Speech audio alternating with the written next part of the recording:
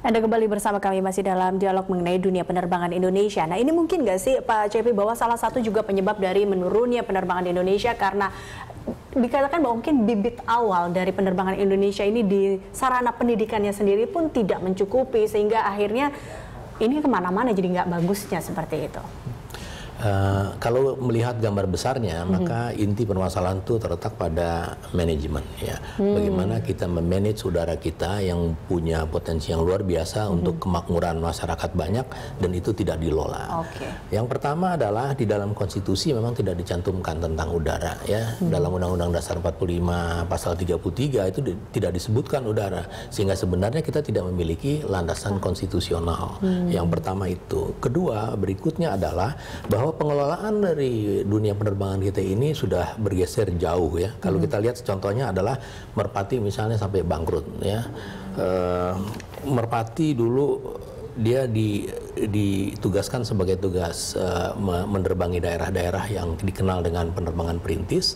Garuda sebagai the flag carrier yang menghubungkan kota-kota besar di dalam negeri dan di luar negeri sebagai duta besar bangsa, sebagai duta bangsa Indonesia, the flag carrier, pembawa bendera. Kemudian dia bergeser, si Merpati beli pesawat-pesawat besar untuk juga bersaing dengan maskapai yang lain.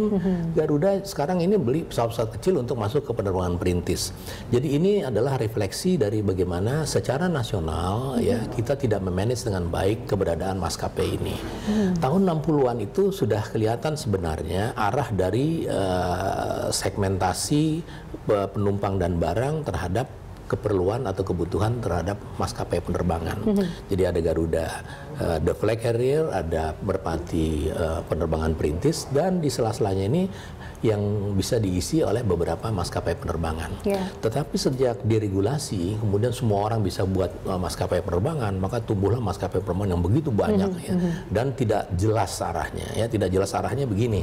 Ada satu maskapai penerbangan yang reputasinya belum begitu menunjukkan achievement yang baik, tetapi dia bisa mendapatkan izin bikin lagi 2 maskapai lagi. Misalnya dia punya 3 maskapai penerbangan yang juga nggak jelas. Yang satu low cost, yang satu kelas premium, yang satu kemudian masuk ke perintis. Kelihatan sekali bahwa ini tidak tertata secara nasional, ya. Secara nasional maskapai itu tidak tertata. Di samping itu, pertumbuhan yang sebagai akibat dari deregulasi itu juga tidak dibarengi dengan ketersediaan atau kesiapan untuk mempersiapkan SDM dan infrastruktur yang ada. Dan ini memperparah semuanya, sehingga kita juga melihat kemudian salah satu contoh dari amburadunya dunia penerbangan kita adalah misalnya di Cengkareng. Sudah kelihatan 10-15 tahun terakhir terlihat sekali fenomena pertumbuhan penumpang setiap tahun tuh positif naik, ya. Dan bahkan beberapa tahun terakhir dia di atas 10% per tahun naiknya. Dan itu tidak direspon dengan baik. Sehingga kapasitas dari Soekarno-Hatta itu yang tadinya memang didesain untuk sekian juta penumpang per tahun, kemudian naik hampir 3 kali lipatnya, tidak ada respon sama sekali untuk memfasilitasi ini. Itu menyebabkan misalnya kita sekarang mengalami delay-delay nggak keruan-keruannya, dan itu sangat membahayakan penerbangan. Tapi beberapa upaya kan juga sudah dilakukan untuk saat ini, baik dari pemerintahan, mulai dari memindahkan beberapa penerbangan ke Halim, dan itu juga ada dengan Perhubungan melakukan audit kerja selama 3 bulan sekali, dan ada sedikit perombakan dalam direktorat. Ini tidak cukupkah untuk mengantisipasi masalah manajemen? Bukan tidak cukup, tapi dengan sangat menyesal saya harus mengatakan bahwa itu juga salah satu dari pengetahuan manajemen yang tidak konsisten, ya. Tidak konsisten dalam pengertian dia memanage dengan benar.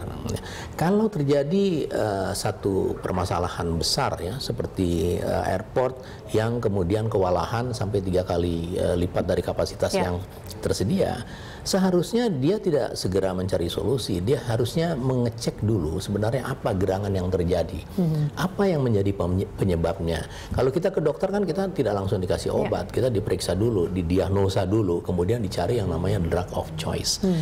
Sama di dunia penerbangan seharusnya juga dicek terlebih dahulu apa sebenarnya yang terjadi nih.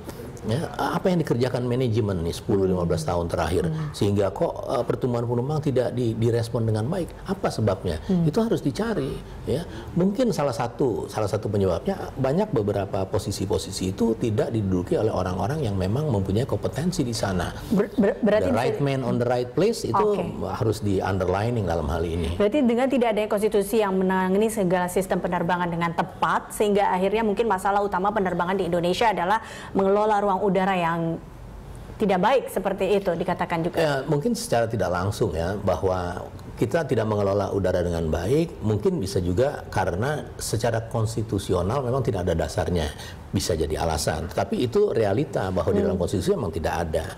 Tetapi itu bukan menjadi alasan bahwa terus kita bisa mengelola udara ini dengan amburadul seperti itu, tidak ya. Jadi ini kembali lagi kepada bagaimana memanage. Beberapa hal tentang dunia penerbangan ini tidak bisa diberikan hanya kepada Kementerian Perhubungan, karena banyak kepentingan-kepentingan lain yang berhubungan dengan kementerian yang lainnya. Itu sebabnya pada tahun 60-an ada Dewan Nasional di tingkat strategis yang namanya DEPANRI, Dewan Penerbangan dan Antariksa Nasional Republik Indonesia. Dewan inilah sebenarnya wadah yang bisa menembus antar departemen. Ya, hal ini hal yang sangat mencolok dan sangat vulgar bisa kita lihat adalah bagaimana kerjasama Kementerian Perhubungan dan Kementerian BUMN ini tidak bisa sejalan.